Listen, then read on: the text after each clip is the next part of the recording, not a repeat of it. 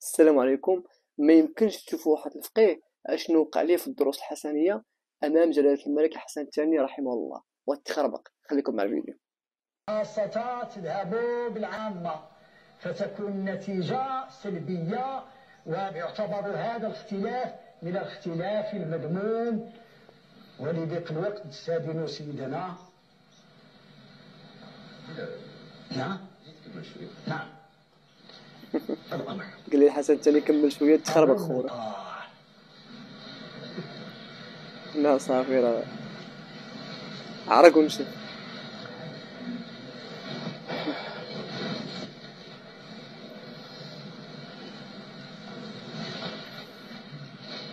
عرفت كيقلب مسكين. نعم كنا في اختلاف الدنيوي. هو الحسن الثاني اللي كمل ليه. الشهادة على الهيبة ديالي في المقابلة ديالك دائما أتحدث عنها، زيادة عن الملك وزيادة عن الحدة الفكرية وعن المهارة العلمية أعطاكم الله هيبة خاصة، وأنا دائما أقول هذا ودابا على الملأ وأشهد به أمام الله، ولا يحس بهذا إلا من هذا المنبر.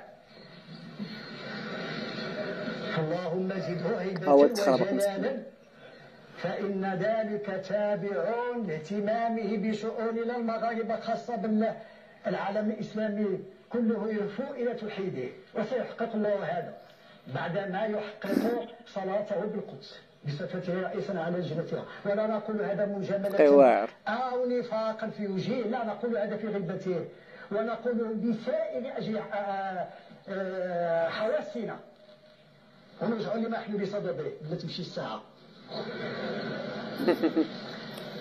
ايوا ديال الملك تبارك الله ما شاء الله.